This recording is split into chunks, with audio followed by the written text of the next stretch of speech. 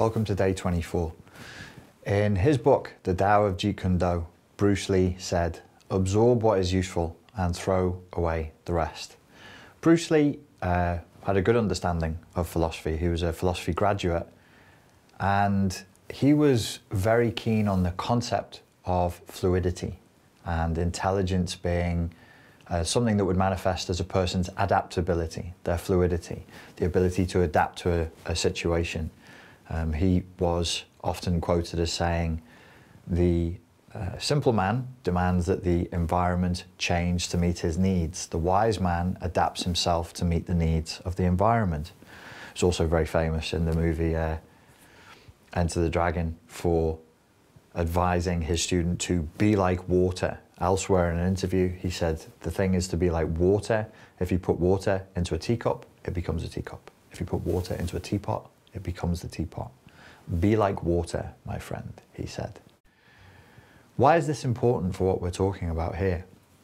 When anybody, me or indeed anyone, or a book you've read offers you advice, the temptation will be to absorb the advice as a sort of a rigid dogma.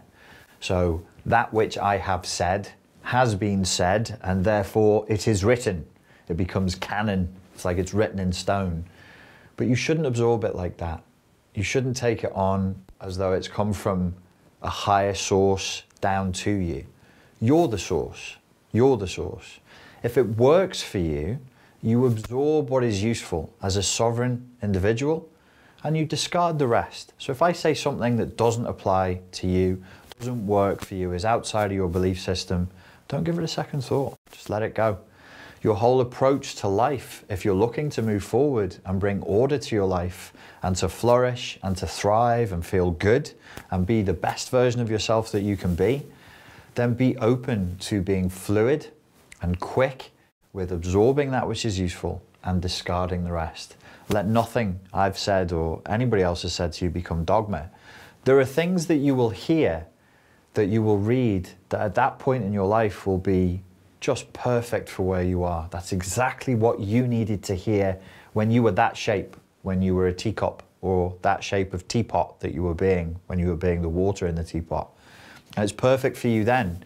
So the ego says, this is perfect. This is perfect truth. But that's how the water in the teapot gets stagnant. It gets old. Teapots need washing. They need throwing out the old water, the old tea. They need cleaning, and then fresh water, fresh tea can be put into the pot. That which was wonderful yesterday may be garbage today. May actually not just be not useful for you, but poisonous to you today. Our responses to trauma function like this. In our ways, our coping mechanisms, we can be like zealots, religious zealots. We can hold on to dogmatic, rigid, neurotic structures of coping with pain.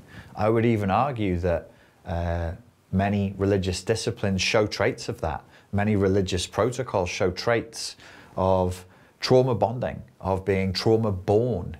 And we're holding on to things that are 2,000, 4,000, perhaps even 8,000 years old that maybe were perfect for them. That doctrine was just beautiful. Exactly what that group of people needed to hear in that time and place because of the shape they were being. That particular peculiar teapot that they were being at that point, that was what they needed to hear, and that was what would lead to enlightenment and the best possible outcome for everybody.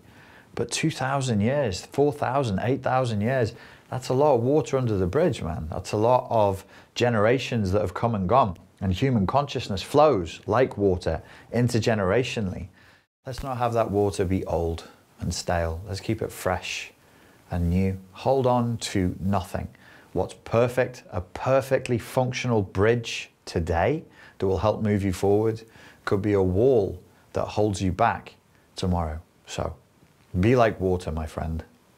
Ladies and gentlemen, thank you for your time and your attention, and I look forward to speaking to you again tomorrow. Thank you.